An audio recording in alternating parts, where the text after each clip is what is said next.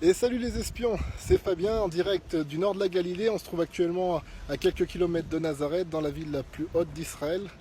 Et ce matin, je me faisais la lecture avec Lydie de 1 et 2 Timothée, vu que c'est le programme de l'été pour le groupe de jeunes et pour quiconque veut s'y joindre. Et il y a un concept qui m'a fortement parlé, c'est le concept de la conscience pure. Paul parle qu'une vie par la foi authentique, une vie par la foi validée par le royaume de Dieu et validée par Dieu lui-même, c'est une vie par la foi qui joint à la fois une conscience pure. Il dit que certains, ayant perdu cette conscience, se sont perdus concernant la foi. Donc on voit l'importance d'avoir une conscience pure dans notre rapport avec la foi. Alors certains me demanderont, mais comment faire pour avoir une conscience pure? Qu'est-ce que c'est qu'une conscience pure?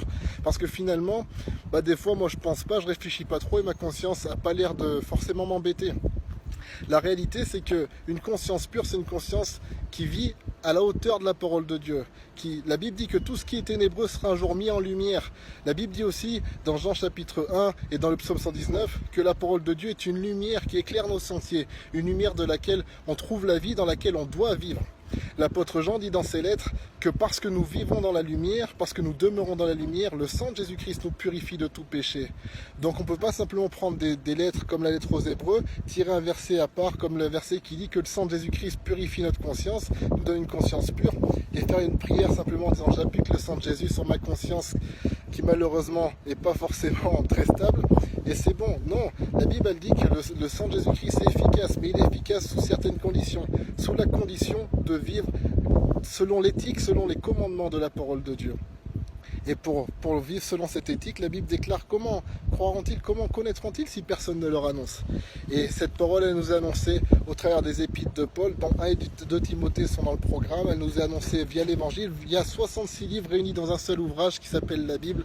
Et on doit connaître les Écritures pour vivre selon les Écritures et bénéficier de cette lumière pour que le sang de Jésus-Christ puisse avoir un impact et que le sacrifice de Jésus puisse purifier notre conscience afin qu'on puisse servir Dieu avec une conscience pure et dans une foi véritable. Parce que le monde a foi dans plein de choses. Le monde a foi dans les pierres, dans les montagnes. Le monde a foi dans l'histoire, dans la médecine. Mais la réalité, seule la foi dans le véritable restera et demeurera éternellement. Seule la foi dans la vérité sauve. Et la vérité, c'est la parole de Dieu. Ta parole est la vérité. Alors je vous invite à vivre cette vie de disciple, cette vie de connaissance dans la parole, cette vie conforme aux Écritures, comme Paul l'enseigne à Timothée. Et à vous maintenant de découvrir ce que vous avez pensé de Timothée, comment Timothée vous a parlé, ces 2 livres, 1 et 2 Timothée, et nous donner votre retour pour avoir une conscience pure et une vie dans la foi véritable.